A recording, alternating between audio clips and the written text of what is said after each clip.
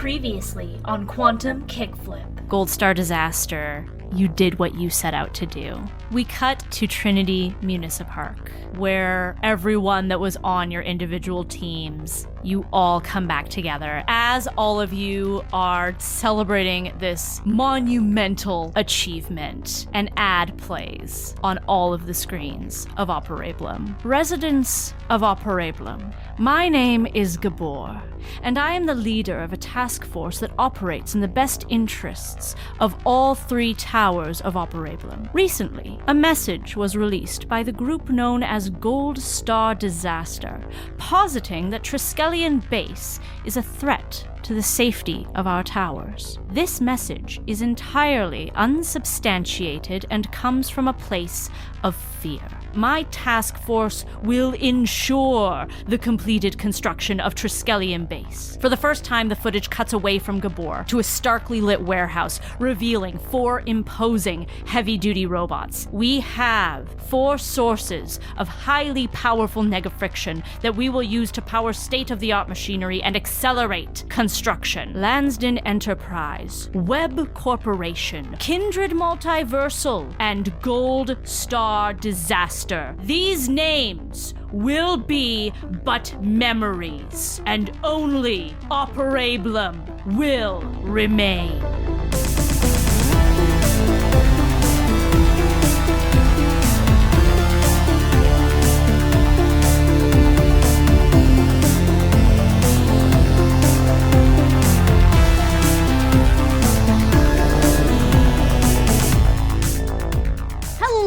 Everybody, and welcome back to Quantum Kickflip, a Slugblaster actual play podcast. My name is Laena, I am your host and your Slugmaster, and with me are some of my best and funniest friends in the whole world, who are going to introduce themselves to you now. Surprise, players, your character has a term paper due in 2 weeks. Did you know your character went to school? They do now, for the purposes of this question. How do they tackle this project?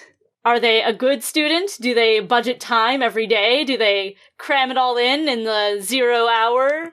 Hello, I'm Liam. I play Helix Pinnacle, the Smarts Playbook with the Hardlight board. And yeah, I think he's a fairly hyper-diligent student. Like, he's got impeccable time management skills because he is the perfect Operaeblum. But I don't think it's like he does it all ahead of time, like with that smug sense of self-satisfaction of like, oh, I did it the day it was assigned, so now I don't have to worry about it for 2 weeks. He works on it like for an hour at a time, for as many hours as it takes, starting on the day it was assigned, because he has slotted study time into his schedule in between like gym and stats reading. He's got a real like tight schedule of how he spends each hour to hour. So. And he knows exactly how to budget it from the moment it's assigned. He knows exactly how long it's going to take and plots it out perfectly every time. Absolutely. Of course he does. Yeah. Hi, my name is Michael Vetsch, and I'm here playing Woldton Wick, the chill playbook with the robot companion. And I think Wolt is the type to start a new Word document on the day that it's assigned, and he formats up the title page and the header, and then he doesn't actually write anything until the night before, and he just chain smokes all through the night to get it done. Classic Wolt. Hi, my name is Robyn. I play Maeveline Xandross, the grit playbook with the photonic jacket. And I think it really depends with Maeve. There's probably not a lot of subjects that she cares about in school. So if it's a subject that she's like personally invested in, she gets really excited and has a million ideas, and it just kind of becomes like the background noise of every day when she's not doing other scheduled things. Just all of her free time is like riffing on it and like going into it. And when she's like out for walks or in the shower, she's thinking about it all the time, and it basically consumes her entire life for the entire time from when it gets assigned to when it's due. She's you, is what you're saying then. She's you? Yes, exactly. Yeah. But then if it's most subjects that she doesn't care about, then it just does not get done and she fails.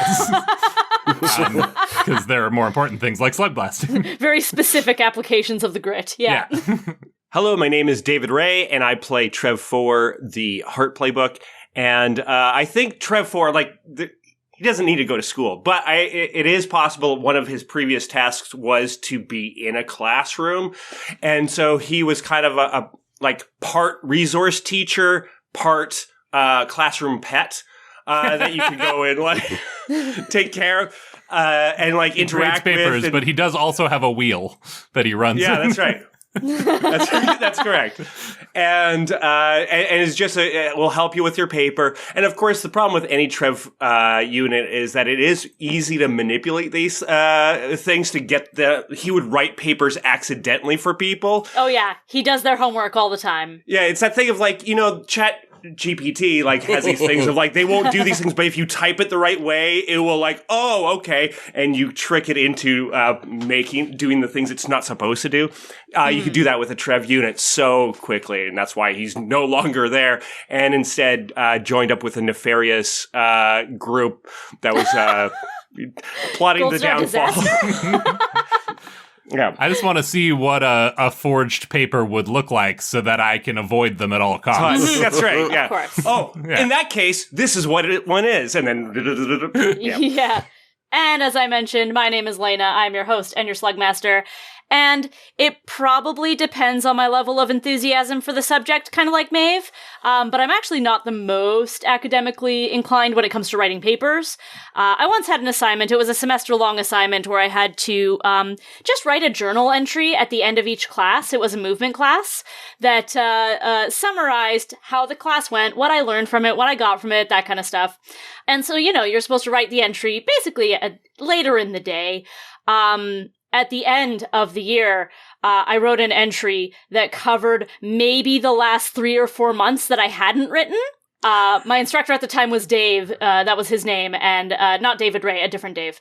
And the header of that journal entry was, "Hi, Dave."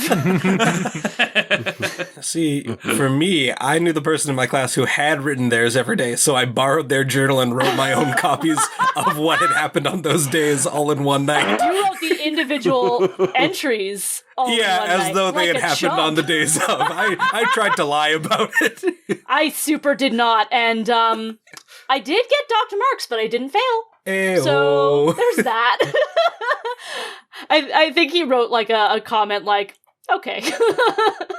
Speaking of acting under pressure, y'all have completed your mission to deliver a warning to Operaeblum, letting them know that the construction of Triskelion Base is a threat. But then, Gabor struck back with a message of his own, throwing your plans into disarray. How will you regroup? Let's find out. Let's play some Slugblaster. Woo, let's do it. Okay.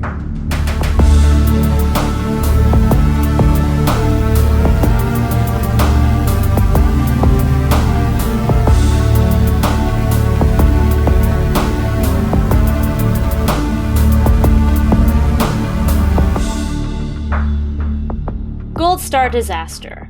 You are in Trinity Municipark with your friends, having just completed your mission to deliver this message to Operaeblum, warning them of the dangers of Triskelion Base.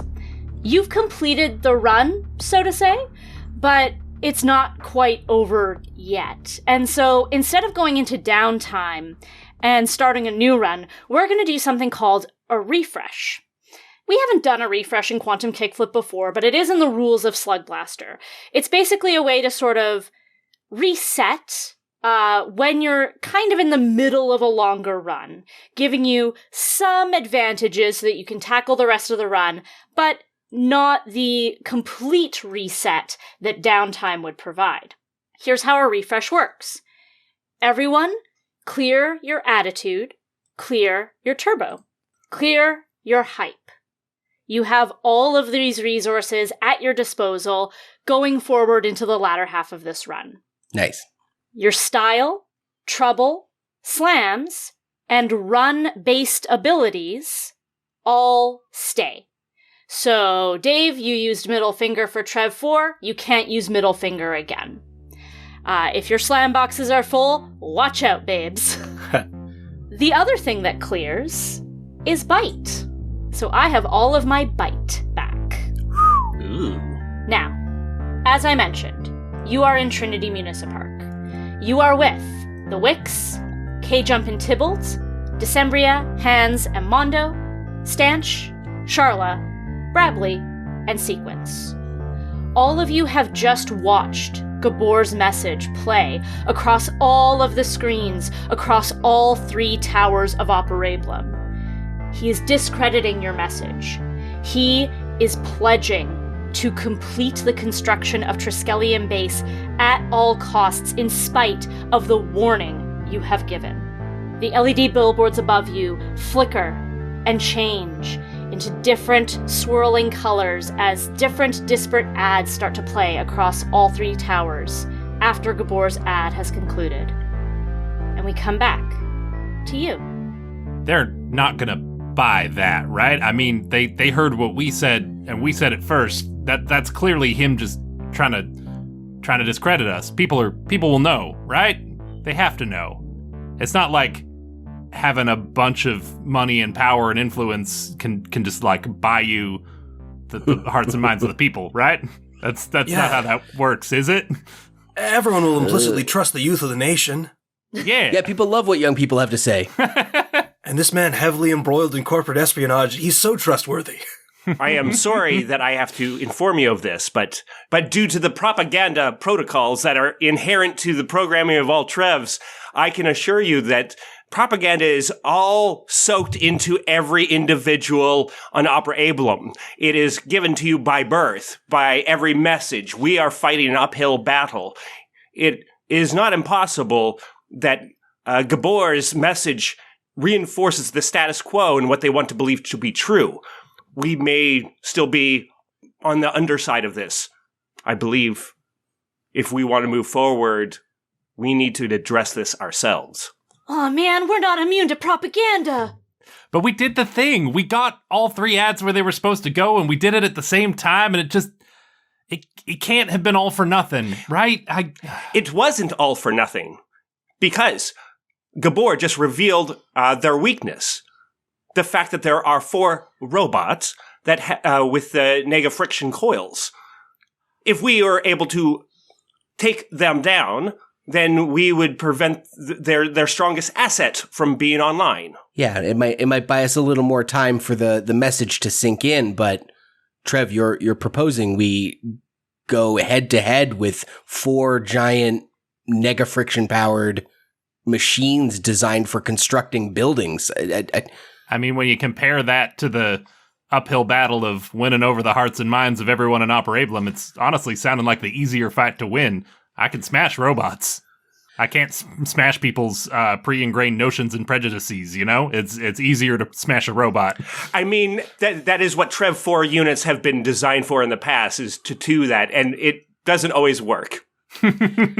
Yes, I can believe people don't want to confront an existential threat. The Gabor's message goes down a little smoother than perhaps ours does. Chalk that up to a lesson learned in media savvy, but perhaps we need to hit him where it hurts and hit him at the source.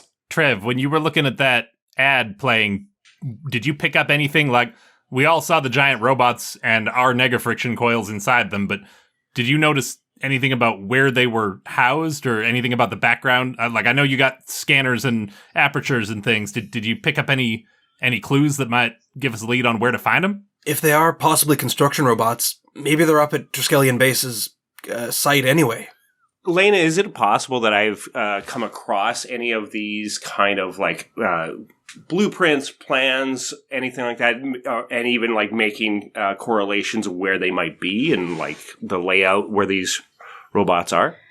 Well, I'll maybe give you this. I think you would kind of recognize the model of robots, right? They have letter and number insignias to indicate their sort of designation and their roles and stuff like that. You know that these are multifunction architecture rigs. Model 10, which is the best model. So MAR10, Martin. Very good. But you don't know where they are. I thought you were just spelling out Mario. Yeah, I thought it was Mario too. Martin! Martin, love it. It's a me, Martin.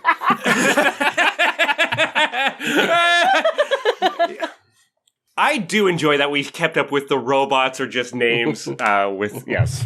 Anyways. Yeah. But yeah, you don't know where they are. When the camera revealed them, it was very much against a black backdrop. Probably some warehouse somewhere that was like stylistically lit to just highlight the robots. Sure. I will say that I think Wolt's theory that you could probably find these robots at their worksite in Triskelion Base is a pretty sound one. The challenge will be getting back up there. Now, we could take the elevators up a good ways, but it is not impossible to think that the sword sliders will have anticipated attacks that are going to be going up there if they believe that there is a threat to the Triskelion base. Yeah, I highly doubt any elevator in any tower is going to be accessible to us above floor 700, given everything that's going on. We've definitely put a target on our back with that message. But Maeve, didn't you say when you went to the ad center, you took a shortcut through another dimension? Yeah, we ended up, it was supposed to be just a direct route through Operaeblum, but we ended up taking a little detour through Empyrean, but still, it got us up to around 800 or so, but they might be watching the exit of that particular portal zone at this point. I mean, we've already been through once and wrecked their shop. They might have caught on to our route, but still, maybe a portal to a higher floor is an option. We could see if we can find another route. Trev 4 starts going into his files and, he's got that space-time ampemeter in his brain. And as he's processing it, he's just another dimension. And is... Yeah, that's right. We're doing sabotage. So it's all going to be a Beastie Boys themed. Beastie Boys all the way up. all the way down. Is there a possible route? I guess I could maybe do a roll. I can see it. This might be a little bit tricky because we're trying to go to a specific place in this dimension. So, I could see it being they happen to get the one jump that got him really close here. What happens if it's possible that there is a dimension that is right neighboring to the construction site itself? And that might be a couple of 2 or 3 jumps or 1 jump or whatever the thing is. Could I possibly roll with my, space-time ampemeter and all that kind of stuff to figure out what might be possible? Sure, I think you could. And I think the parameters of this roll are going to be pretty obvious. If you roll a 6, you get whatever you find. Takes you exactly where you want to go. Mm-hmm. 4 or 5, you find something, you don't know where it's going to take you. And I think with a 1, 2, 3, you find nothing. Okay, with that in mind, I would like to use one from the hype pool. I want to use a die from Turbo and a kick from Attitude. Okay. So that should be 3 die. The kick is hoping that it makes it a little easier if there is a route, that the route is not necessarily the hardest. Direct flight, not a layover, Yeah, that's right. Sure, okay. Okay, I got a 2, a 3, and a 5. Okay, 5, mixed success. You do find a thin zone that you haven't accessed before. You are able to sort of follow the string, and you know that it does lead back to Operaeblum in the higher floor where you want to be. It's a long string, and you get the sense that, you're going to have to do multiple jumps to get to where you need to go. Now, with your kick, what I will say is, I'm not going to throw a ton of danger at you. You're not going to have to roll a bunch of checks or instantly take a slam or anything like that. The trip, though circuitous, will not be too strenuous. It does seem that there is a path to get to the top. It will be through many coordinates jumping from, and he kind of lays them all out where all these dimensions are.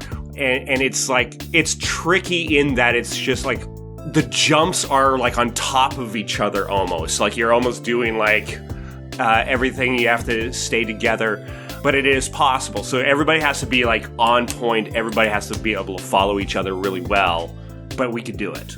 I'm willing to attempt Trev's plotted route if you all are. I mean, Slugblasting is what we do best. If we can get there by taking a route through another dimension, I think that's where we're going to excel. Yeah, another dimension and another dimension and another dimension. Yes. Right. You mentioned that there were multiple. Yes. Another dimension mention. That's Speaking of slug blasting being something we do well, Mad Method, Wix, BRB, is there any chance we can persuade you to join us on this endeavor, going head to head with giant robots and trying to destroy them to save a plane you don't live on? Oh, you couldn't get rid of us if you tried. Maeve looks to Mondo like, you're gonna smash some giant robots with us, right? Like, we don't even have to ask that you're on board with this. I was just waiting for you to all figure out when we were getting there. BRB, are you in? Oh yeah, we're in. We're seeing this through. Brabley sort of puts his hand up like he's in class. And he's like, should I still be in the chair? There aren't any chairs here, by the way, but that's what everyone has been saying. I mean, we don't really need to coordinate a multi-pronged attack with all of us going as one big wrecking crew, but I am a little nervous about putting you in the line of fire, so... I'd be happy to stay here with the young lad if that helps out at all. Any folks have been involved in the first portion of this project who aren't maybe as slug-blastingly equipped as all of you, maybe we should stay together here in case we're being searched for. With that, Helix looks at Sequence. Sequence, do you feel up to coming? I know slug blasting isn't necessarily your forte, but you are a incredibly strong, capable specimen of an Operaeblum. And that's Helix flirting. I was going to make a joke that, like, Maeve elbows Trev, like, Helix is flirting, but that's actually Helix flirting. Yeah. And I know you don't have any slug blasting equipment, but perhaps we could borrow Brabley's Dibovice? Oh, I like that offer a lot. So I think Helix, as you're talking, Sequence kind of smiles coyly. She can tell that you are flirting. It's the most romantic thing she has ever heard. And as you suggest that Brabley offer his Dibovice, he takes it and he sort of looks at it. And you can tell he's a little bit conflicted about it. Like, he and Adderkin, Viperkin, they have gotten very close. Their bond has improved quite a bit. But he nods, looks up at Sequence, and holds out the Dibovice. She takes it, and she looks down at it for a moment. She looks up at you, Helix, and she says, "Can I meet you at the base? There are a few things that I want to finish up in the Pinnacle project." Of course. She nods and looks at, the 2 members of BRB, the 3 members of the Wix, the 3 members of Mad Method, the other 3 members of Goldstar Disaster, and she says, "I think you're in capable hands." I understand. Maeve, your phone rings. The caller ID says Warden. Yeah, Maeve answers. Tarman? What have you done? Which thing are we referring to? Because the cafeteria had that much cheese in the fridge when I got there for my shift. I didn't. Maeveline! You know that when you wear that robe, you are a representative of the Arborists. Do you understand the magnitude of what you have done for us, to us? I think I understand the magnitude pretty exactly, and I am proud to wear this robe. For the first time in a long time, I'm comfortable with my place in the Arborists, and I feel that everything I've done today is in line with our values and what we hope to achieve in the multiverse. And if you think that I've done something wrong here, then maybe I'm mistaken about what the Arborist values are. You need to come back to the temple now. That's not going to be an option. We don't have a lot of time before things get out of hand up at Triskelion Base, and You don't understand, Maeveline. Things have gotten so much more complicated. Your allegory is over. We need to go back to Thenispar. Not before we tear down Triskelion Base, we don't. Operaeblum's entire fate is at stake. You can't keep taking these situations into your own hands, Maeveline. There is more going on than you know. Show me whose hands to put it in. We tried to put it in the hands of the people, and that doesn't seem to be working out. So if there are better hands to handle this, show them to me. But as far as I can tell, nobody's stepping up, and I got 4 hands right here, so it looks like it's on me. Me and my friends. Maeveline. Tarmint. If you come back now, you could still move forward within the arborists. You could still be untethered. I would normally want to roll like an insight on this to see like, is this a genuine offer or is he just telling me what I want to hear to try and get me back? But I have a feeling I have already taken a doom in a previous episode, which was called Tethered, that basically any future in which I was going to be untethered was taken from me by the Dreadfly. Does Maeve know? Like, do I need to roll to find out if he's lying to me, or does Maeve know in her core, in her essence, that this is a bluff? I'll give you this, Maeve. Mm-hmm. You obviously know that Tarmint is withholding information from you. You know, he said it in as many words. There's a lot going on that you don't understand. So you can tell he's not being entirely truthful.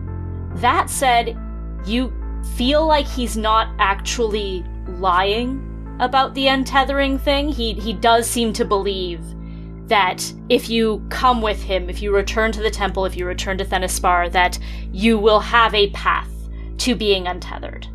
But you did see that future. You did see it taken from you from the Dreadfly, and that is something that you know beyond logic, beyond feeling. It is a deep core truth that you cannot shake, that your tether will not be cut. And I think it kind of clicks in Maeve's brain in that moment, because up until this point, she had viewed it as something that was being taken away from her, that her untethering was being denied to her, that there would be things standing in her way, and it clicks in this moment that it's going to be her choice. She's going to walk away from it. And she picks up the phone and says, "I'm sorry, Tarmint, but I need to do what I think is right here, what I think the arborists are all about, the harmony of the multiverse, and the arborists' ideals matter more to me than the arborists themselves." Does that make any sense? Maeveline. I don't know if it matters. I'm sorry. Tell, if I don't see you again, tell Sharla I'm sorry. And she's looking at Sharla in the same room as her right now, but is hopefully clearing her of some responsibility for her part in all this. And she hangs up the phone, maybe as Tarmint is in mid-protest. Oh, yeah. Good play with Sharla. Very good. Oh, we got a schism in the Arborist now. A heretic. Well, gang, we have to succeed in this now because I just gave up everything for this mission, so it has to work. Trev, where's our first stop? And with that, we are going to go into a montage. Hey! Hey. So we are going to get a roll. And I think because Trev4 added that kick to his roll to find this path in the first place, it will be one team roll to get Goldstar Disaster, BRB, the Wicks, and Mad Method from Trinity Municipark to Triskelion Base. Do we need it? Will kick need to be used for this? Or are we good to go? Because I know we're bringing a whole group of people through. Or is it good enough that we, roll 6? I have a feeling you might want to hang on to some of your kick. But if you want additional effects or style, you can always use kick to that end. We can go from the hype pool. I'm okay with kind of actually taking the rest of the hype pool, because when we get to the other side, I can just get it all back. That's true. Min-maxi boy. Yeah. Use the hype. Crew hype. How many hype do we have left? I didn't actually look. 2 dice. So I'll use those 2. That means we'll have 3 right now. I'm going to use a D6 from my attitude because it's always worthwhile for the heart to kind of use one of those because they replenish if you succeed. So then I believe we have 4 D6 on this so far, yeah? Yes. I feel it's kind of a major one because I feel if we fail at this, it kind of sets us on an awkward footing for at the start, so I want this to land well. So I have 46. 46. A 2, a 3, and a double 6. Style for Steezy.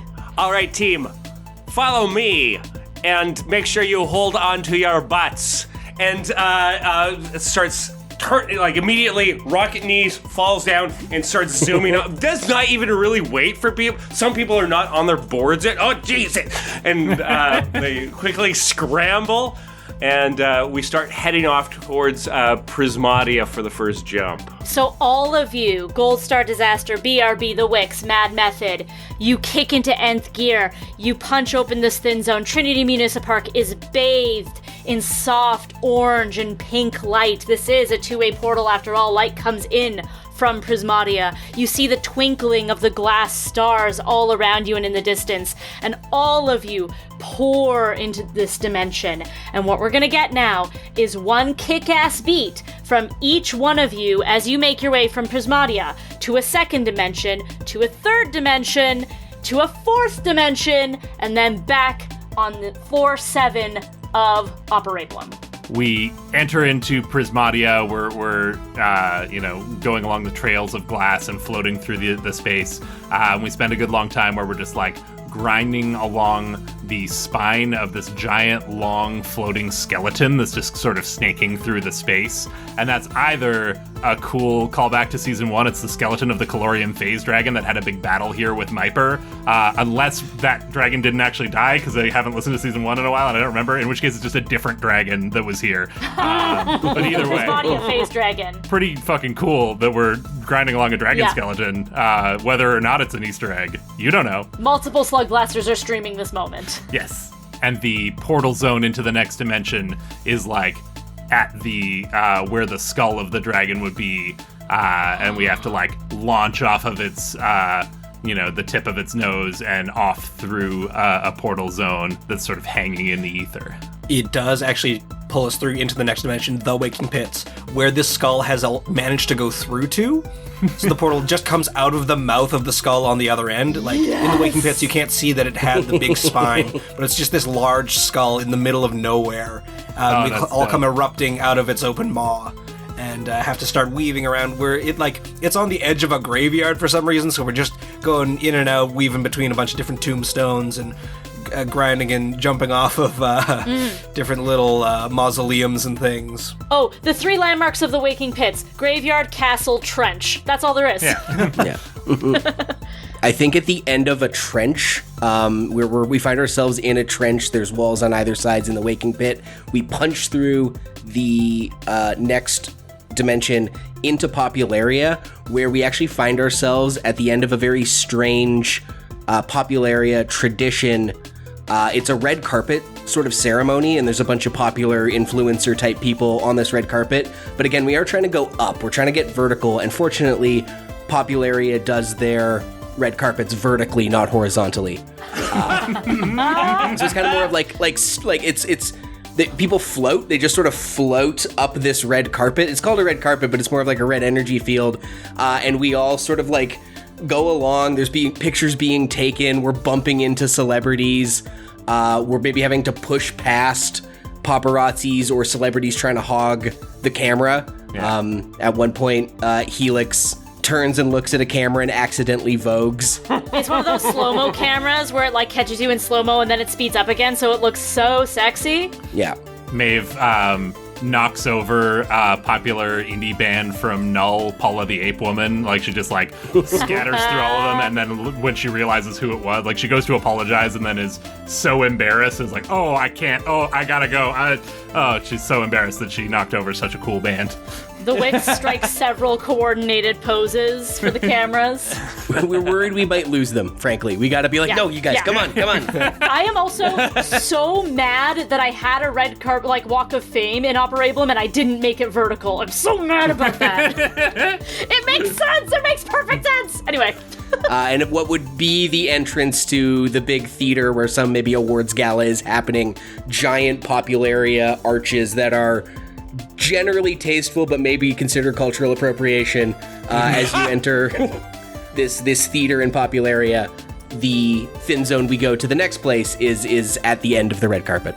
They punch through, and it's this confusing thing because immediately it looks like that they went back to Operaeblum, but just in a random kind of port. But it turns out that it's an elevator shaft that is going up, and Trev looks back, make sure you stay with me on this one, and goes out through this open elevator door, and it passes through the bot shop, goes back through the service exit to like what would be like where employees and all that can go, and it passes through there, except that door does not go to a service hallway. Instead, it does then pass into the Arborist Temple, going up, spiraling up around these like stairs around a tree that they had implanted in the temple, and just spinning around up the tree, going up through the foliage, where you break through, and it's like break through the shower curtain inside Woldton's bathroom, and spills out. It's gnarly in there, where it's just like immediately Trev like breaks through the bathroom door, taking the blow and everything like this, passes through there, takes a hard turn right through, and then as they exit the apartment there, it goes into kind of like one of the sewer levels, and you swing by what you swear was Bach, and then you fly through it again through another like where it would be like an opening in the sewer, and you crash through the other side, and it spills out to actual Operaeblum. That whole time it felt like all your senses were gone. You didn't smell or feel or anything like that, and suddenly you're breaking out of that as wind is hitting you again, smells come back to you as you are coming into Operaeblum. Leaving the dimension of Quahalia? Yeah. All of that was Quahalia, but it's impossible to kind of figure out. But Trev's like mechanical mind was able to kind of like follow through on it. Dream doppelganger Bach was like sucking up some slime as we all whipped past, and he just like paused and watched us all go, and then just like shrugs and deposits the slime into a different tube, and it's like, I just like the idea of an elevator sort of moving and twisting and spinning the way the TARDIS does. Yeah, like we're yeah. in an elevator box, yeah, but it's just like flipping around, and Cool. Fantastic. Like I said, multiple Slugblasters have been streaming throughout this whole process. You got some sick picks over in Popularia. You successfully dodged the nega werewolves in the Waking Pits. Quahalia ain't no thing. The logic bendy dimension isn't gonna mess with you at all. Everybody, please mark one style. Ooh! All of the pictures taken while we were in Quahalia, like they're accurate to what we were seeing, but they look like they're drawn in crayon in the style that you would have drawn when you were in elementary school. Yep, 100%. Like it looked like a picture you drew as a kid that you don't remember drawing. Mm-hmm. My brain wanted to go with what happens if it was a magic eye? You know that whole illusion? Unfocus your eyes, and then you're like, oh, nice, we did a sick there it ollie is. there. You can see it. Yeah. It looks like a whole bunch of like weird patterns and everything. It is there, but you have to like look at it a certain way. That's great. Incredible. Yeah. And I think because this was a complete success, I'm going to drop all of you off right at Triskelion Base.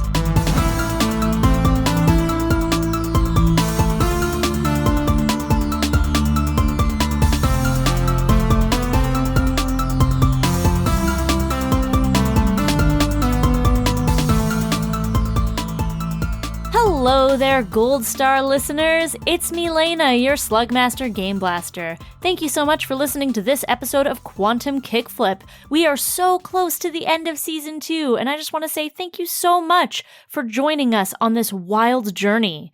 We are at Quantum Kickflip on social media, and you can follow us there for new episode updates, audiograms, and more.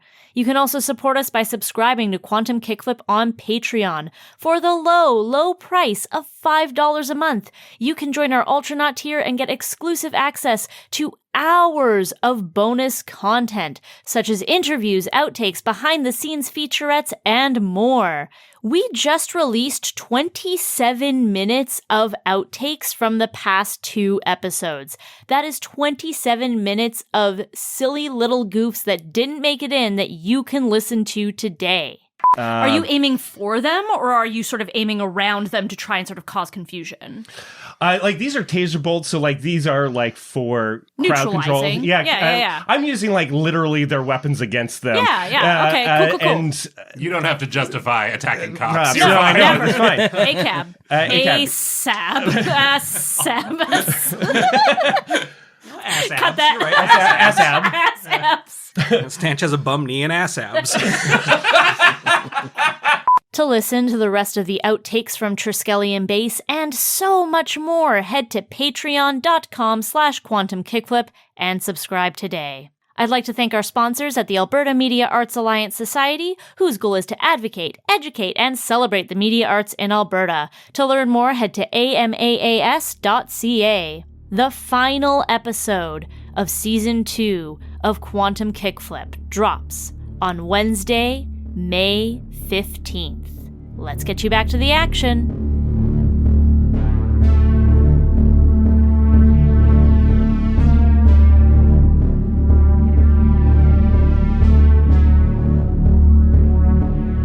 Goldstar Disaster.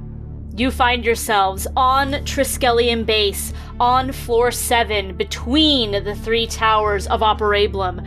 You are outdoors. There is open air above you and open air below you. You are standing on a concrete platform supported by an arch and scaffolding that is reaching out toward the central point between the 3 towers, but does not connect with the other concrete platforms emerging from the other 2 towers. You see above you steel suspension cables looped and joined at the center like a limp spider web. Everything is lit in blues, purples, whites, oranges, whatever the colors are of the LED billboards that are all around you. It is cold. You can feel the vertigo as the towers at this height sway slightly in the wind. If you look down, all you see is an orange haze. You are far too high up to make out Trinity Municipal Park.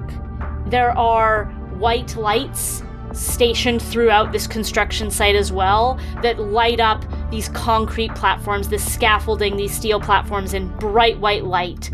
And it is here that you see these 4 Martin units. They are at work. They are establishing the scaffolding, building up the platforms, welding things, drilling things, hammering things, construction stuff. Which one is doing the cat calls? Which one is just like cat calling people? One just has a whistle Yeah.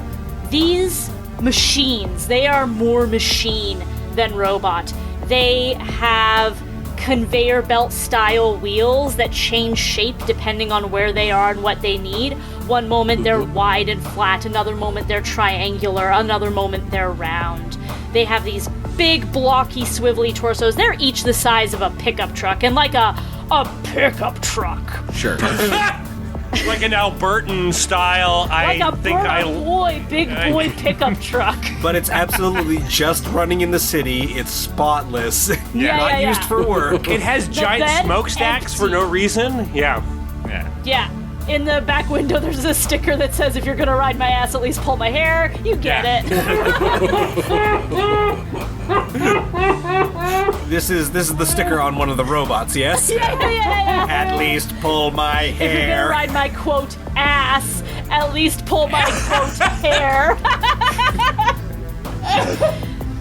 So their torsos are big, swiveling blocks. On each face is an arm that is hinged in the middle and covered in plates and hinges. One of them currently has a hammer, one of them currently has a drill, one of them currently has a welding iron. Construction stuff.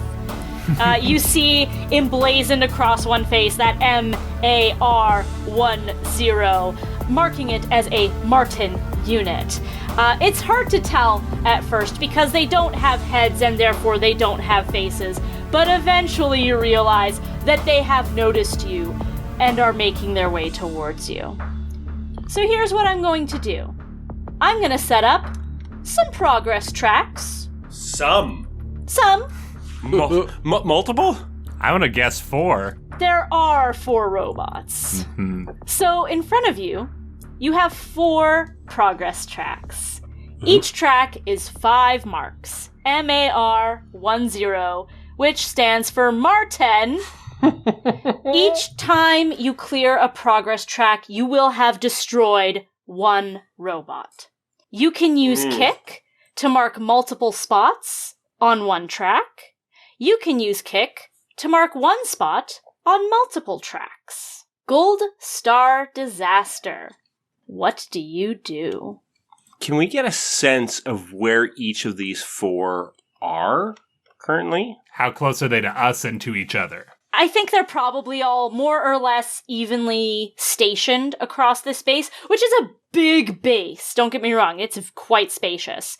If, let's say, you're on the website, there's 1 on the website with you on that platform, 1 on the Lansdowne side, and we'll say 2 on the Kindred side. One of them, I'm going to say, is hovering and is up by the suspension cables. They fly now? Should I have revealed that later? I should have revealed that later. They fly now! They fly now! Nah, I'm owning it. They fly now. Nothing's even happened, and they fly now. Fuck. And the suspension cables you were describing with the platform sort of sticking out, that's above us. The suspension cables are above you, yeah. That are dangling like spider webs. Okay, cool. Yeah. And otherwise we're on a big, flat, triangular battles course. Oh, and big open air between the platforms and big open air, like in the center point. Okay, that's what I thought. It doesn't fully connect. It's almost like we're fighting on the Triforce. Yeah, more or less. I think as we've all sort of arrived at the top here, Wolt has summoned up Karsinikin out from his board. He had just been in the Dibovice as they were traversing through all these dimensions. And I think, like, it's going to be a big fight. We know it's going to happen. Wolt just looks to Karsinikin. They don't even need to say anything to each other. There's just, like, knowing glance in the eyes. And Wolt just, like, points forward, and Karsinikin begins charging, and Wolt holds up his Dibovice. And I want to invoke an ability, Button Masher. Mark 1 turbo to use a locked mod for the length of 1 action, or 2 turbo if the mod is from another device. Potential problems are worse. And the mod I'm looking to use comes from the powered armor. I'm hoping to invoke the Omega engine. Mark 2 turbo. For the next few minutes, your armor transforms, getting bigger, brighter, or cooler in some way. You get +1 kick on all related actions and can roll to create a powerful room-sized force field, which requires focused concentration. And this is essentially what I'm going to equate for Karsinikin going into that large Anomokin form that we had seen before with the one alternate Wolt back with the Dreadfly fight. Fam, you know what I'm gonna say? You have to mark 2 turbo for Button Masher. You have to mark 2 turbo for Omega Engine. Mark 2 turbo total, because Brabley gave you his Data Surge Dibovice. Yeah. Oh, right. So the turbo I'm going to mark, I will mark off a D6 and a kick for my pool. And as Karsinikin is charging forward, we see him enveloped in that light. We go into the 3D spinning graphic thing, and we see him like shooting through the different forms up until he goes from Karsinikin, Data Surge to Anomukin. And Robyn, cue up that great kaiju stinger you made before, because Karsinikin swells and grows until he is the huge, gigantic, like hermit crab shape of Anomukin. This is the first time that our Wolt has managed to Data Surge Karsinikin up to that form, and he, as was described before, was kind of like house size, so he's dwarfing these pickup truck robots, but I'm sure they're still quite formidable.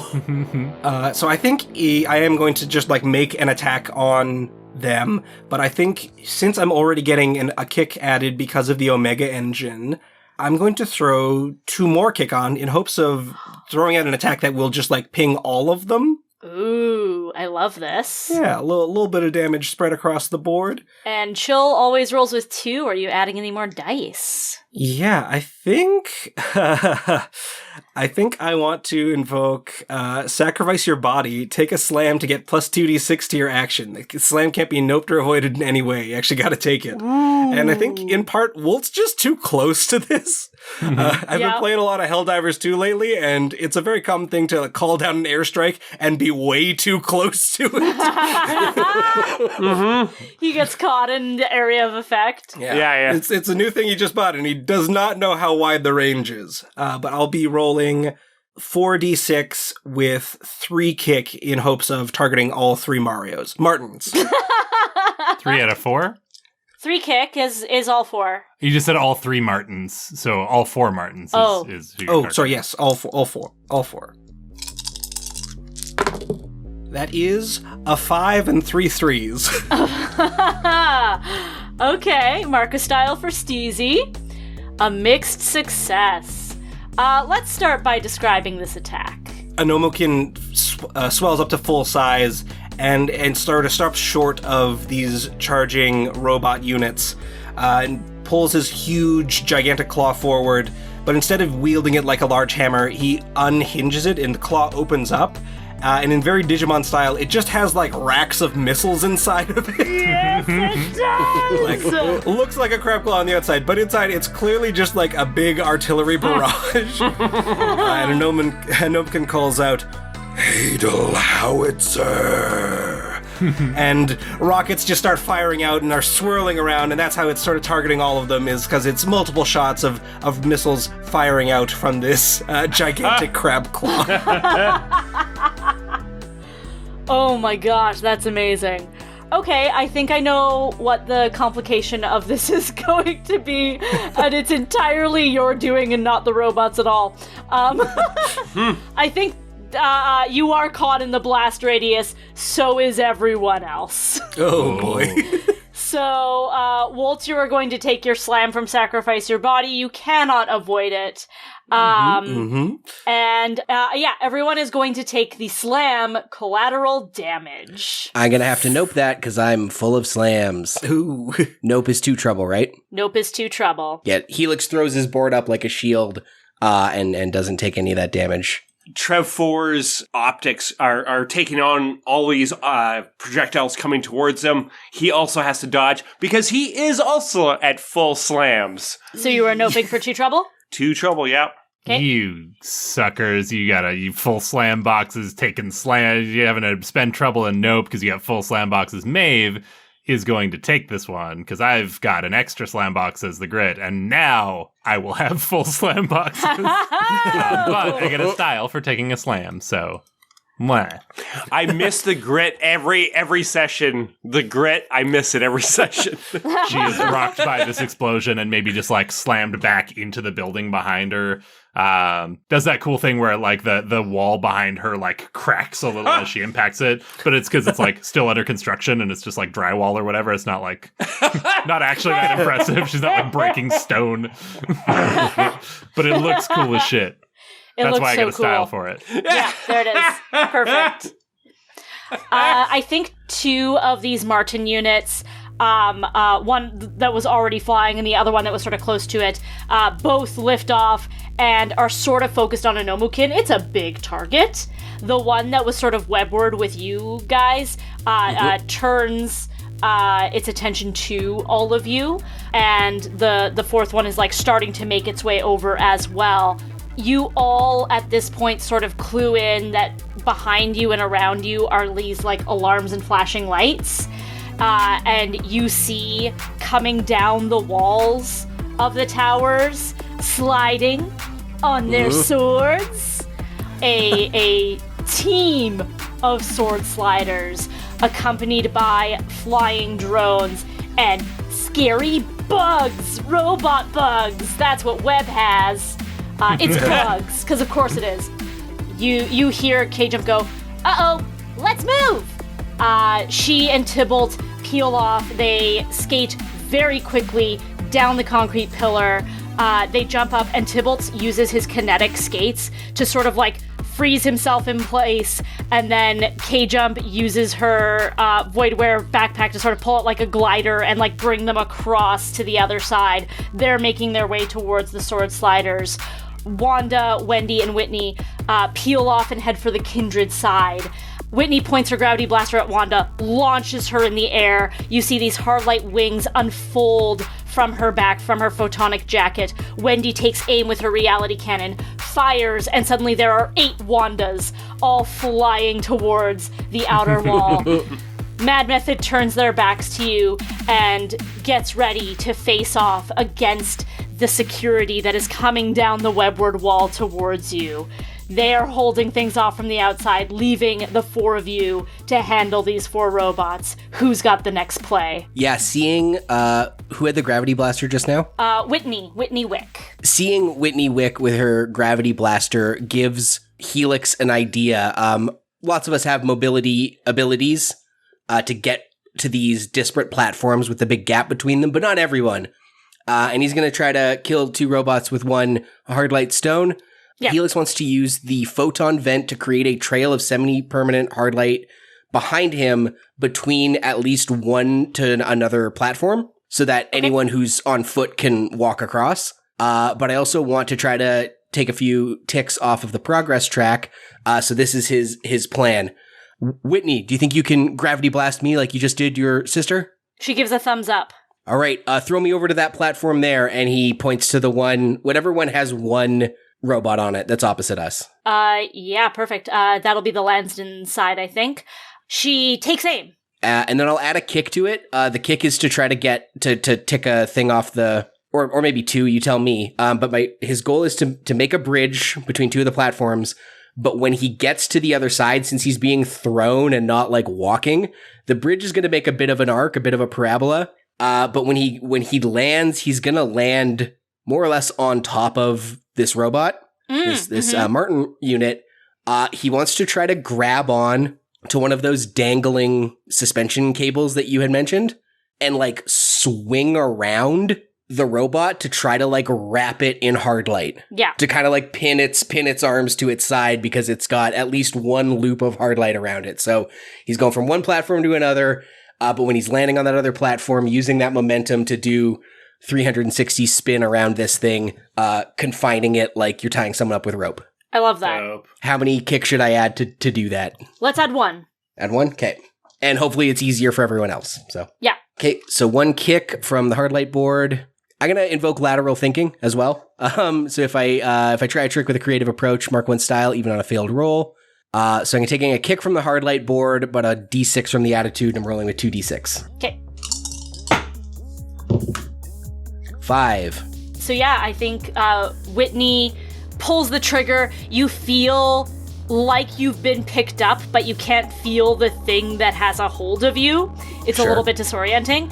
And then a slight wind up, and then you are hurled across this platform with incredible force and speed to the point that you almost miss the cue to kick your photon vents into high gear. Activate photon vent. Gets to the other side, eyes up one of these suspension cables, grabs onto it to sort of spin around changes the direction of his momentum, and ends up having gone a full 360 around this robot, and there is now sort of, it's not like pinned to it necessarily, but it's in this like kind of a hard light ring. And I think it's restrained in such a way that it's kind of not really going to move. Like it's effectively not really able to do much attacking this round. Anyone on foot can use this hard light, at least as long as it lasts. Now Helix is 1 platform away from everyone else. And I think your complication, I misspoke slightly. It's not able to attack this round, but you are very close to it. It extends one of its arms, and you feel that same feeling, not quite of being grabbed by a force you can't feel, but pushed. And you get shoved. You don't know exactly where you are, but you know you are flying through the air 700 floors up. Oh no. I think the rest of Goldstar Disaster can see that Helix is flying, and there doesn't appear to be ground. for him to land on. Could I nope that? Sure. So, I see, Trev is, lighting up and, taking everything into account and, seeing everything. And there's the complicated maths that are happening. And sees that Helix is in trouble, gets his rocket knees out and starts flying over there to try to mitigate it, sweeps down, grabs and kind of goes towards and tries to swoop up and puts Helix back onto a platform. And then opening up his chest once again with those boombox speakers that kind of allow him to project. This is going to be my true action. I'm going to use my pep talk and just say, all of our enemies are either robots or sword sliders. So that means we can use unlimited force. Because Go vexing nuts. do not hold back. Unless the sword sliders give in and have immediate retirement, they are open game. And All cops and robots are bastards, baby. A crab. A crab. all cops and robots are bastards. And A crab sends it all out. And so that's going to be my turn. I assume I can't just do everything. So the pep talk I'm utilizing to refill all of our hype die, which can be used for the rest of the battle. And of course, my dear friend Helix is now safe. Thanks, Trev. That's a great heart Amazing. play. Full support maneuvers, but clutch. Yeah. If you haven't already, please mark a style for team player. Yeah. So Maeve sees that this robot on it was the Lansdowne platform that's all wrapped up in hard light by Helix. Yep. So we've got one with us and two over on the Kindred platform. Yes, that's right. And they've all kind of been banged up by these missiles and stuff. So Maeve is going to take off on her hoverboard from our platform, web platform, over to the Kindred side, and is trying to she's getting right up in our robot's grill and trying to goad it and get it to follow her. And she's trying to lure it towards the other two robots. And she's sort of weaving in around its legs and, trying to get its attention. And then she takes off towards the edge of the platform and she's coming up on this ledge. And then she just continues onward, just shoots off into space. She didn't take a ramp or a jump or anything. She's just hoverboarding on air, it looks like. And this robot is following after her with its jets, and following her as she makes her way over to the Kindred platform where the other two robots are. And just before she gets there, just before the robots all kind of group together, Maeve flickers and glitches out, and disappears. And the actual Maeve, back on our platform, smiles because she's been using the ambience panel, freely programmed non-realistic translucent graphics within 10 feet of you. Ooh, 10 feet, fuck. Does someone need to add some kick? Yep. All right, that'll be yet another kick going on this roll. Freely programmed non-realistic translucent graphics within an amount of distance from you, or roll to create a more convincing illusion. Preparation and or image data may be required. I assume I have my own image data. Yeah. So this is step one of her play. Now that she's got them all in the same area, I want to make a roll to use my astral intake. So I'm making a roll for all of this, the first part of the play and the second part. But my goal here is to bring 3 of these robots together and then make an attack on all of them, which means I'm going to have to mark so much kick. So Yes, you are. let's do this. 1 kick to have that first step work where I can program that fake Maeve further than 10 feet away from me. 1 turbo, it says. Yeah, I'll use a kick for that to use my astral intake, which is my ability from the Voidware backpack that I have hacked into my jacket, and then 2 more kick to expand the effect of this roll to catch all three of them. This is also me evoking the patient ability, which I have as the grit. When you reveal how you've been waiting to act, get +1 d6 or +1 kick to your action. So one of the many kick that I'm putting on this roll will be as a result of using patient, revealing my plan at the last moment. And I'm not going to say what it is that I'm trying to pull out of my astral intake, because, we'll let the roll determine if I actually get the thing I'm looking for. But I'm going to need to add some dice on this because I really want it to work. So let's do 2 from the jacket and 1 from the attitude for a total of 4d6 that I'm rolling right now. Woo! 4d6 and 4 kick. It's a big play. Let's get this roll. Whew. 2 3s, a 4, and a 6. You got a 6! Bring it home! Maeve reaches into her pocket. This is the Astral Intake Mark 1 Turbo and roll to pull a unique, specialized, or implausible item from the multiverse, like antitoxin, an alien life form, or almost the exact keycard you need. So she's reaching into the pocket of her coat, reaching through the fabric of space and time through the multiverse, focusing on what she can envision the exact thing she's looking for. She's seen it before, and she closes one of her many hands around it, feels the weight of it, and pulls from her pocket the negafriction coil that we left in the Arborist Temple in Thenaspar. Yeah. What? Hucks it towards these 3 robots, and with her one of her many other hands, fires with her ray gun to detonate this coil and do damage to 3 of them in one massive burst of energy. Decembria flies into the path of your ray gun, and as it passes through her, it flares and brightens and turns into like the size of a comet as it crashes into this negafriction coil that explodes in a blinding flash of light. Maeve yells, she doesn't know what comes over her, but just seeing a giant energy beam erupt from her, she feels like she's in an anime of some kind. She's just like, ah! Oh, that was dope as fuck. Jesus Christ. But I didn't say I was doing a trick, so no style for me today. Mark a style anyway. Hell yeah. Mark a style anyway. Come on. Oh my god. So that'll mark 3 of the 4 progress tracks? It will. All 4 tracks at this point have 2 out of 5 marks on them. 3 more to go for a total of 12? You can do it, fam. Oh boy. Alright, who wants to follow that play? Yeah, I think, can you remind me where are all of the Martins by this point now? 3 of them are on the Kindred platform, and one of them's wrapped up on Lansdowne. And we were on Web initially, but I don't know where you are. You're on a giant kaiju. There's a lot of space here. I don't know how all this lays out. But I think essentially Anomakin's going to make a move against one of the Martins on the Kindred platform, one of the group of 3, just to try and thin that herd a little bit.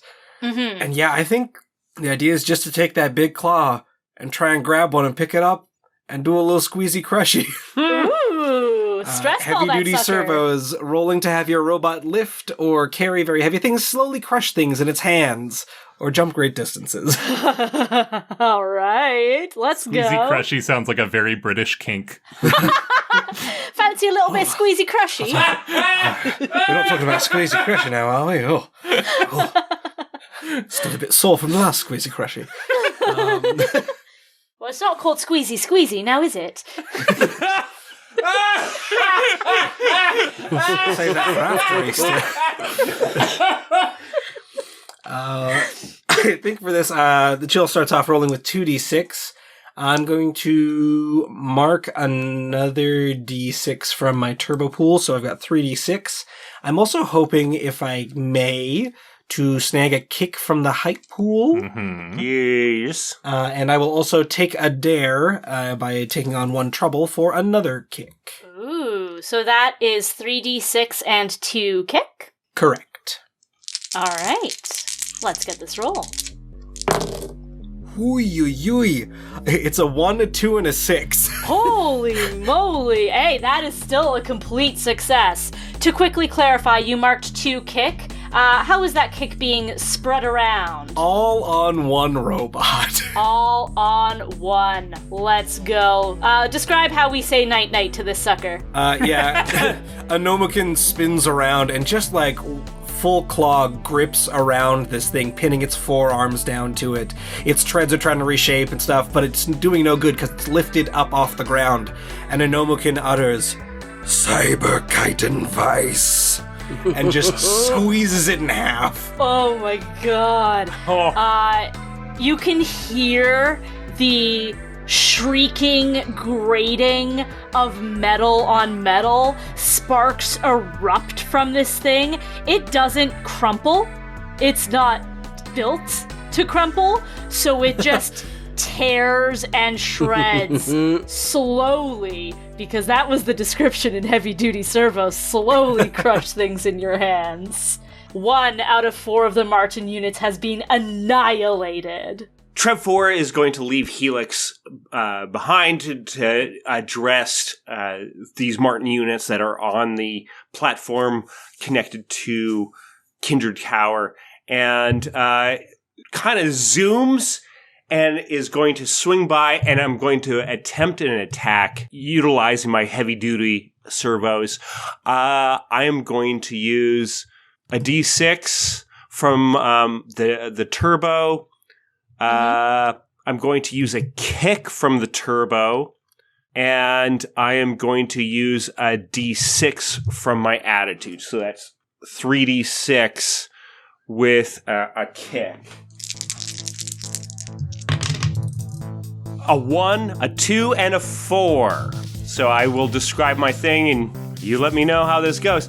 So Absolutely. Trev is zooming in towards one of the Martin units and kind of grabs it kind of from maybe the neck and the side of the body and like swings around, and utilizing the heavy-duty servos, swinging it towards the other Martin unit on the same platform, and hoping to hit both of them, and is successfully able to grab onto the one, spins around, it launches, it is flying through the air into the other Martin unit. So I'm hoping, like, basically I'm like doing a track, adding one to each of the tracks of those two. Yes, you will definitely mark one spot on each of their tracks. So for those 2 on the Kindred Tower, they are now at 3 out of 5 marked for each of them. Yeah. And this is going to be bad for you, Trev 4. I think what's going to happen is as you start swinging this thing in the air, it's kind of flying through the air. It wasn't anticipating that you also had heavy-duty servos and could pick up something as big and hefty as this. Yeah. So accuracy is a little bit out the window for it. So one of its arms unfolds back to reveal a soldering iron, and it just launches a streak of flame across you as you hurl it into the other Martin unit. So you are going to take a scorched or a welded slam, which you don't have space for, do you? I guess you're going to tell me. I'm going to discover the rules in this moment. I have full slam boxes. If you take another slam with your full slam boxes, disaster strikes. Yes, but I can't do a nope because that will fill up my trouble boxes, which just gives me another disaster. Yes. I see that now, yes. If you fill up your trouble boxes, disaster strikes. I'm seeing some questions on the table here. My only question is fill up trouble box or fill up troubles +1? Fill trouble. So if you hit the full, that's it. Like if you click that last one, you're done. Good for me to know. I was doing some math. Good to know. So regardless if I nope it or not, it doesn't matter because I'm Disaster will strike if you do out. anything about it, Trev 4. Yeah. Good thing you're on a crew. Yeah. Hey, I see a hand from Michael Vetsch. I would like to activate the ability Guardian Mode. Mark 1 turbo to have your robot protect you or a nearby teammate from a physical slam. Let's go. I also remember I had that Omega engine thing going, so I would have had a kick on that last action. You are so right. Please clear a kick for yourself. That'll just be the thing that I spend to mark here. Perfect. But yeah, I think essentially because you said it's this big like welding torch that's scorching him. Yeah. I think So Anomakin's done this big giant crush on a robot, and then he turns and uses his little smaller claw and just kind of waves it, and still in his huge voice he just goes, "Bubble coat." And Trev is covered in a little, almost like protective vest of sea foam that just sort of materializes on him, and the flames sort of scorch off on that before actually reaching his robot chassis. Amazing. As Trev kind of like recovers from this and sees that the bubble kind of protects him, like Trev is fully aware, like there's so many warnings of like critically low and like damp, like he's got the overclocked thing. His brain is not fully working. Yeah, he's glitching. There is smoke and you can smell burnt wires coming off of him. And Trev is fully aware of all of this happening. And I think in that moment, it's just like Trev knows that this is far more important than anything else. And, you know, starts moving towards the other Martin unit. He's still in it. He's still in it. Yeah, he's pushing himself beyond it. Despite how much his motors are screaming as they move and everything. We have 7 progress track marks total left to clear. Who's next? Helix is alone on a platform with the one that he had bound in light after Trev had sort of saved him from flying away. Also, I think I'm alone with the one that has 2 of its 5 tracks marked, correct? Correct. Awesome. So this thing is bound. He's squaring off against it. He looks up at it. It's, you know, imposing and big, real David and Goliath thing. Mm-hmm. You know, I've never liked my robots to be anthropomorphized into beings. I prefer them more to be integrated AI systems with the tools we use every day. And buddy, I think you're about to learn exactly what a liability limbs can be. And he's going to just start running directly towards it. Uh-huh. It is a little bit bound. First of all, I'm going to take a dare to do this in exchange for an additional problem. Okay. So I get a D6, you get an additional problem, as per the rules. Mm-hmm. I get the D6 I'm going to roll with. I'm going to take a D6 from my turbo. So that's 3D6. What is he doing? What does he need all these D6s for? And then two kicks from my attitude. Helix is running directly at it using his recently acquired skip mode runnered power midsoles that he integrated into his board. He's going to kick the board down and immediately start hoverboarding up the face of one of this thing. And then using the 4 faces of this robot and the hard light that he's created wrapped around it, he's going to start bouncing around, goading it. And then the last thing he's going to do is take the main thing I'm using. The thing I'm rolling is the energy lattice. Roll to reform your board into a custom shape. The shape is a long hook, which he used when he fought Viperkin. Yeah, like the big snake handling hook. And as he is moving around the face of this thing and the hard light, he is going to start trying to hook the limbs in a way that make them come back on itself. And he's just gonna be like, stop hitting yourself. And he's gonna get this thing, he's gonna like yank on its limbs to club the thing. You know, if it's got a big saw in one arm, it's gonna saw itself. If it's got a big hammer, it's gonna hammer itself. Yeah. Oh, I love that. You get a problem even if I succeed, but here we go, 3d6 and enough kick to kill it. 5. Okay. Oh no. This problem will be worse. Sure. All right. But it works. Take it out. He's down. Zzz, saw into the head, hammer into the head, soldering iron into its side. And then I think it's got like a taser end, like a defensive one. And the last one he does is he gets it right in what would be its butt. And he tases its little tuchus. Get him in the butt. Zap on its little tush. He zaps him with on his own little tush. Brilliant. Stop hitting yourself. But then. I think that you are doing a really excellent job winding around this Martin unit with your hard light trail, using its own arms against it. It does have 4 arms, however. And I think maybe at some point you yank one of its arms towards itself to strike itself, the arm on the opposite end unfolds into a sledgehammer, and it swings. And maybe it would have swung with a little less force, but because you're wrenching the arm on the other side, it's giving it added momentum, and it hits you hard. You are going to take a mega clobbered slam. I'm going Which to is have to say, a super slam. a super slam. Now, if I nope a super slam, am I noping the super or am I noping the whole thing? Well, I see your slam boxes are full, so you will need to spend 2 trouble per word for a total of 4 trouble. Sure. Or sorry, mark trouble. Not spend trouble, mark trouble. How much would it be to avoid a physical slam by marking 1 turbo with the flicker switch? Let's say 1 turbo, 2 trouble? Oh, sure.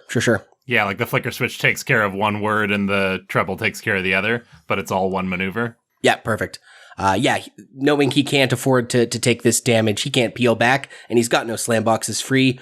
Activate flicker switch, and just in time as this sledgehammer comes down on him, he blinks out of existence for a second. I mark a trouble. 2 trouble. 2 trouble, and 1 turbo. Right. And it'll be a kick that I mark. Can that sledgehammer blow be the last one that finally takes itself out? Yes. Yes, It sweet. thinks it's going to hit you. You flicker out of existence, and it absolutely mega clobbers itself and just has it like explodes a little bit. Sweet.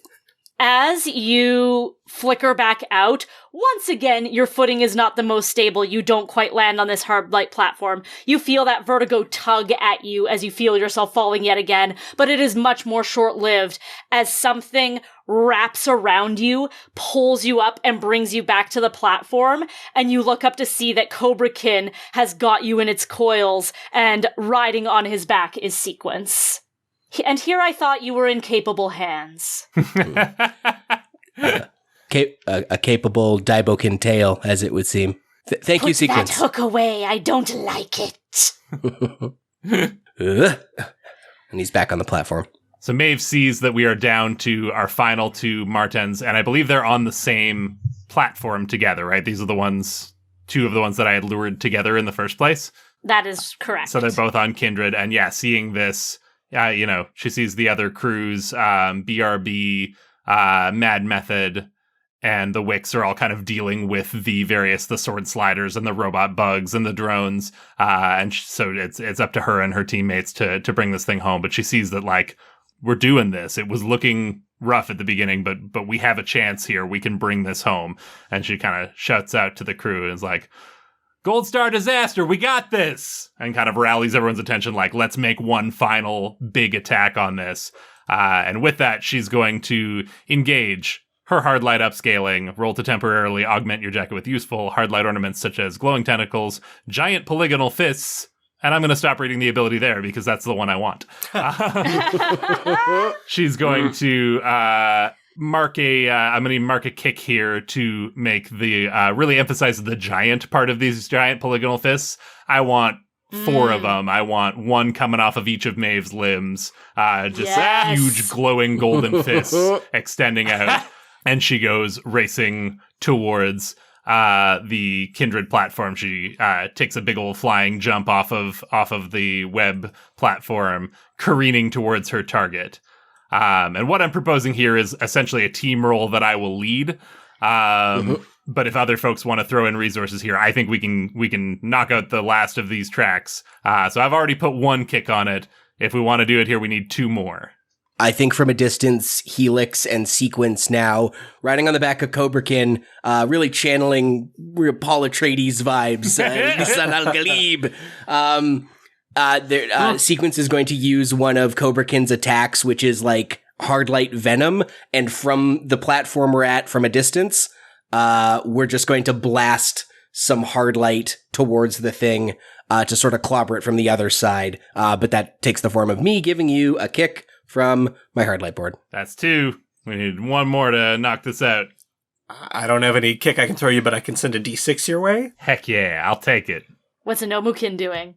I think just sort of like closing in from the other end. So there are like 2 Dabican angles that are kind of being blocked, which keep the Martins in place for Maeve's attack. And Trev, I'm going to give you a kick for my attitude, and I'm also going to give you a D6 for my attitude and a D6 for my turbo, because Dave personally is betting that this is the end of it, and I hope that is true. So there's a couple D6s and a kick as Trev sees Maeve coming through and grabs onto the one and just plants himself, and just like his heavy duty servos are just holding this thing in place to make sure it doesn't go and feels the full blast that Maeve is going to send through. Here goes nothing. 2 4s and 2 6s. Let's go! Knock him out! Maeve unleashes these giant hard light fists from extending from each of her limbs. She's hits the ramp at the edge of the web platform and goes sailing through the open air between the towers, and just like arcing 2 fists above her, just comes down into like a giant uppercut on this thing, and then just keeps wailing on it like she is just pummeling one of these robots into submission, knocking chunks off, like big pieces of metal are just flying, hoses and wires are coming unhooked and are sparking and leaking fluids, and but she's seeing red, or well, she's seeing glowing gold right now. But all of her frustrations with the Arborists, all of her feelings of unfairness with what's been going on with Shimmer, with everything, all of her anger and sadness over losing Brinley, she's channeling it all into just beating the hell out of a robot right now. Oh my god, you beat this thing to a metal pulp.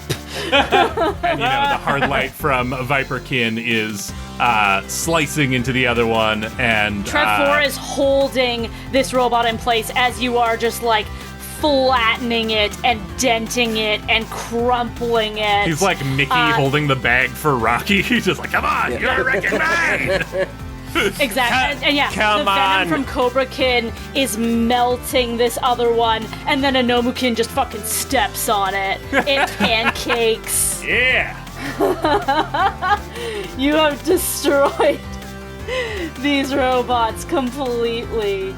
And you hear a voice yelling, "No!" And you look towards the entrance to Kindred Tower, and you see Gabor. He has an orb in each hand. He has a belt full of orbs.